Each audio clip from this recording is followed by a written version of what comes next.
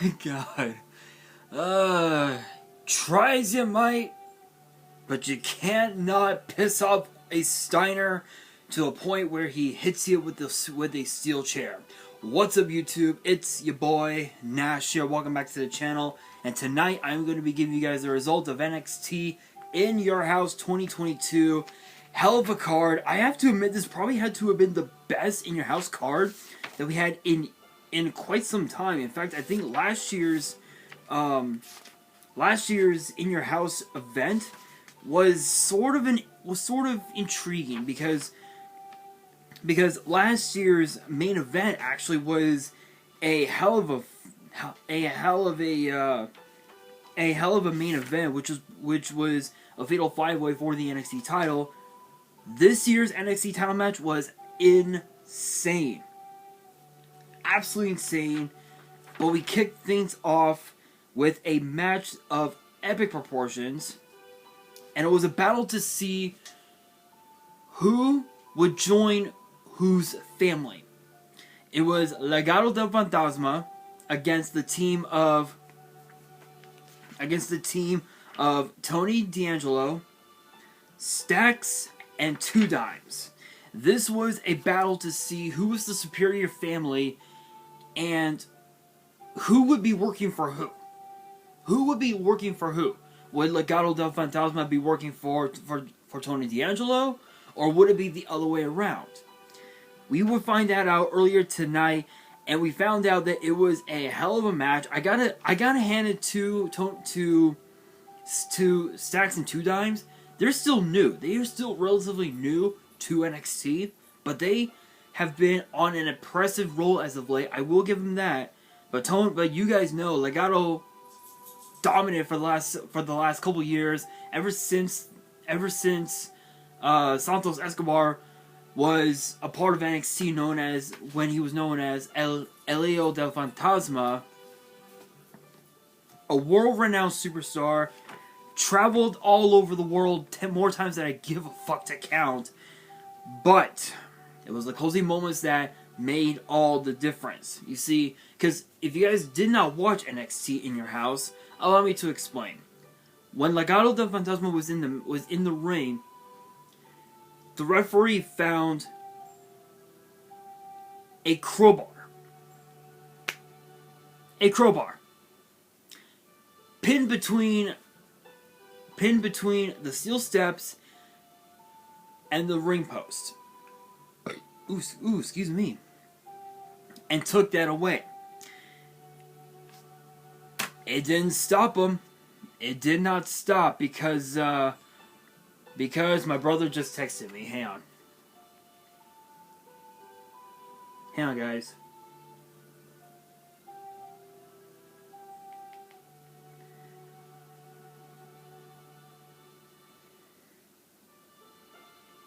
Sorry, guys. My brother just texted me.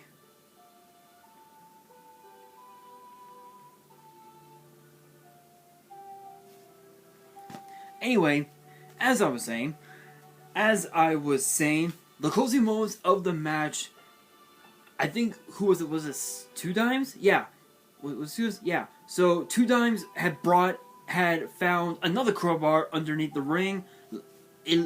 Electra Lopez gave Santos Escobar the brass knucks. Old Faithful, if you will. It was Bedlam. Walking Wild hit I think Two Dimes with the crowbar. Tony D'Angelo hit Santos with the brass, hit Walking Wild with the brass knucks. And thus Legato Del Fantasma now must join Tony D'Angelo's family.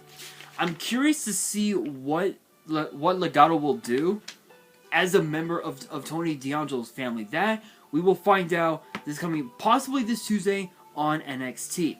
But we now move on to the first of 5 title matches. This one is for the NXT women's tag team titles between Toxic Attractions, JC Jane, and Gigi Dolan against Kaden Carter and Katana Chance. I have to admit, if you guys did not know, Chance and Carter had been teaming together for the last what 2-3 years now.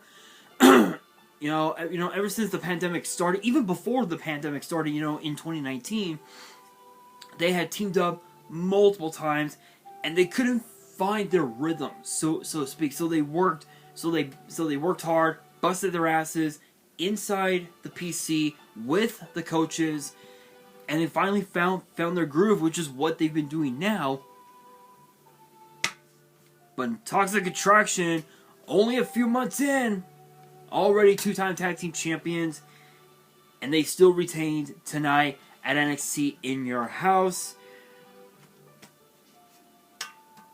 As Gigi Dolan hit Kaden Carter with a Dragon Suplex, with a bridge pin, mind you, to retain the NXT Women's Tag Team titles.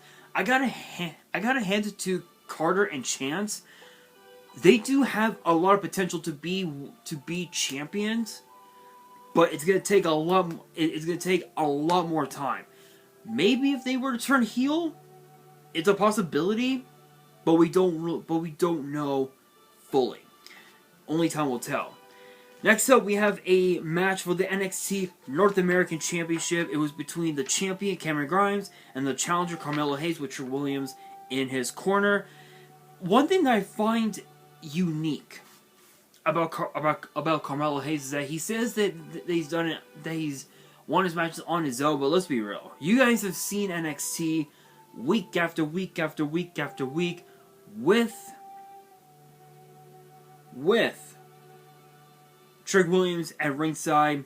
Trick always gets involved no matter what. So, Carmelo shoots.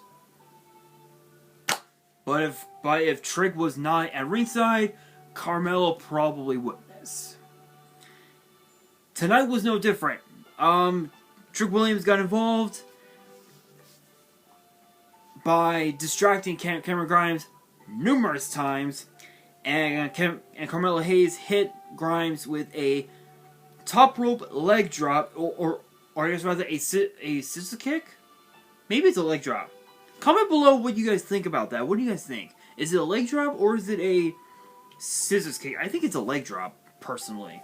But he ends up hitting that on Grimes to retain the North American title, which now we know what the next match will be. It'll be Carmelo Hayes defending the title against none other than Solo Sikoa, and I'm actually excited for that match. That match is going to be insane. But congrats to Carmelo Hayes on regaining the North American title.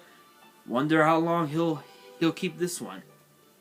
Next up, we have a match for the NXT Women's title between the champion Mandy Rose and the challenger Wendy Chu, in a rivalry that actually started right in the middle of the Women's Dusty Classic. And you guys are wondering, what the fuck do you mean? What are you talking about? I will tell you, because I'm sure you guys are probably asking yourselves what the fuck I'm talking about. The Women's Dusty Tag Team Classic tournament was a tournament to determine who would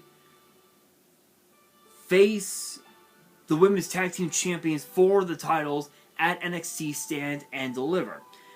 We know that Io Shirai and Alba Fire, or I guess Kaylee Ray back then, won the tournament but decided to cash it in on Mandy Rose, thus making it a fatal four-way, including which had the addition of Cora Jade. That left the Women's Tag Team Champions with no challengers. Wendy Chu was taken out at the hands of Toxic Attraction. Thus, Dakota Kai, when she was still in NXT, had no tag team partner until Raquel Rodriguez came back. They became champions, lost the titles just a couple days later because of the fact that Rodriguez was jump shipping over to SmackDown, and thus that's how the rivalry started. Was the fact that Wendy Chu was being being disrespected by Toxic Attraction, and she thought that by being women's champion, by defeating Mandy Rose, she could potentially get that respect. Unfortunately, yeah, it's true. Mandy Rose was in one hell of a fight, but a simple knee strike to the face of Wendy Chu allowed Mandy Rose to retain the NXT Women's title. Who knows? Maybe this match. Who knows? Maybe after this match, maybe Mandy Rose might give Wendy Chu that respect. Who knows? Only time will tell. But we now move on to a match that, much like the first match that I had talked about just earlier, this one had a lot at stake. It was pretty deadly. It was pretty deadly. Kid Wilson and Elton Prince, known as Pretty Deadly, defending the tag team titles against the Creed brothers of Diamond Mine. This was interesting because this rivalry started. Excuse me, like right after the men's Dusty Cup, where unknown assailants literally trashed the Diamond Mine dojo. We didn't know who it was, but for me anyway, I had an idea. Because if you guys heard the voices, if you will, it was obviously pretty deadly.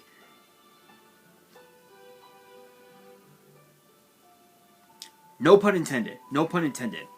Yeah, and then of course too, with all the bullshit that went on with Wes Lee, and obviously we all know, the tag team titles were vacated, and thus a turmoil match was sanctioned to determine who would become the new champions. The Creed brothers drew number 1, Pretty Deadly drew number 5. They ended up picking up the scraps and became champions up until tonight, where the Creed brothers were given yet another opportunity at the tag team titles. But if they lost, according to Roderick Strong, the Creeds. If they lost, they would be out of Diamond Mine for good, never to come back again. This was a now or never situation for the Creed brothers, but the closing moments of the match, this was a back and forth matchup, to say the very least. But at the closing moments of the match, a shooting star press onto Kid Wilson by Julius Creed, and then their typical clothesline gave the Creed brothers the NXT Tag Team titles. Big shoutouts to them. Congrats on the victory. Y'all deserved it. Much deserved for you guys. But we now move on into the main event for the NXT title, which was between Braun Breaker and Joe Gacy, in which Braun Breaker would lose the title, or rather he can lose the title on a disqualification. And knowing Joe Gacy, he tried everything. He even tried pulling an Eddie Guerrero on Braun Breaker. And you're wondering, what the fuck? What do you mean by that?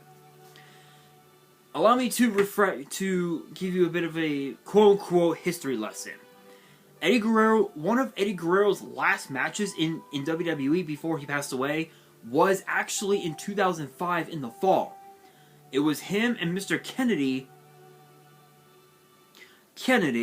and the winner would be added into the Survivor Series match which was between Raw and SmackDown. Eddie Guerrero decided to take a steel chair, slam it onto the mat, throw it to Mr. Kennedy, just drop to the floor, and Kennedy got disqualified because of it. We've seen that happen multiple times over the years ever since then, including the match between Ricochet and Cedric Alexander, what was it, in 2021, if I remember correctly? Somewhere around there? Or sometime in 2020, where if Ricochet lost, he would join the Hurt Business. Tonight was no different, but it completely backfired because there was a second referee that came in, stopped the first referee that was in the ring. So, dude, no. He did not hit Gacy with the steel chair. And the referee was like, "Are you sure? Is that true?" Braun was like, "It's true. I did not hit him. He tried to get me disqualified." It was bedlam. Just pure bedlam. And the closing moments of the match, with the distraction of Joe Gacy's Druids, Joe Gacy was going to hit Braun Breaker with that springboard clothesline, but it got countered into a spear, and that allowed Braun Breaker to hit Joe Gacy with that gorilla press power slam, or as I like to call it, the Steiner driver, because actually Steiner driver actually sounds pretty cool. Let me know what you guys think. Comment below. I'm very curious. Comment below what you guys think Braun Breaker's finishing name should be. Let me know down in the comments. I want to see those comments. Let me know what's up. But Braun Breaker hit Gacy with that power slam to retain the NXT title. And I have to admit, now the question becomes this. Who is Braun Breaker's next challenger? Who will step up? Who will step up to the Creed Brothers? Who will step up to Toxic Attraction? Only time will tell in the upcoming weeks, leading into the next major show that they're going to have, the Great American Bash, next month. But that will do it for today's video, and this brings me to the question of the day. What were you guys' thoughts on NXT In Your House, and what matches do you guys want to see at NXT Great American Bash? Let me know down in the comments below, and that will do it for today's video. Hopefully you guys enjoyed. If you did, make sure you guys smash that thumbs up button. If you guys are new to the channel and you guys want to see more premium live event result videos in the future, tomorrow night, Hell in a Cell, it's gonna happen. Make sure you guys subscribe to the channel and hit that notification bell so you guys don't miss out on any new content that comes your way. And as always, make sure you guys follow me on my social media. The links will be in the description below, as will the info to my fan mail. It will also be in the description as well. And on that, this is your boy Nash, signing out.